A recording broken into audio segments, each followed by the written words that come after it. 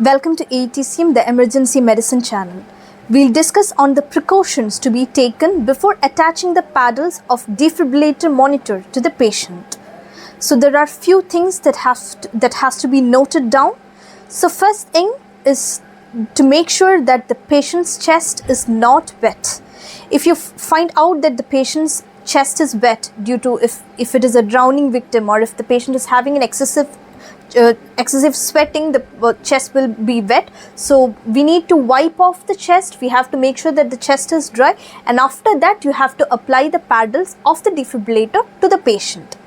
And next thing is, if there is any transdermal medication patches. So if there are any medication patches which is present one below the right clavicle or in the apex, where you have to place the paddles, so you should not place the paddle above the medication patches. So first you have to remove the paddle, wipe that area, and then you have to attach the paddle to that site.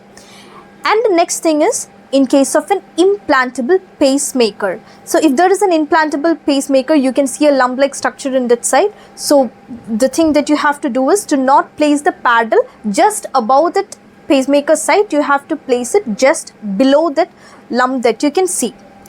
And the last one is if the patient is having a hairy chest.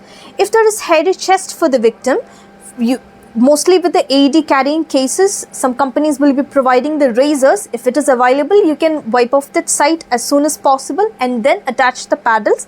Or else another alternative that you can use is, there will be an extra set of paddles other than the paddles that you will be using for the patient. So you can attach these paddles over the right clavicle and in the apex, and then you can soon remove it off so that the hairs will be removed and you can place the paddle just above it.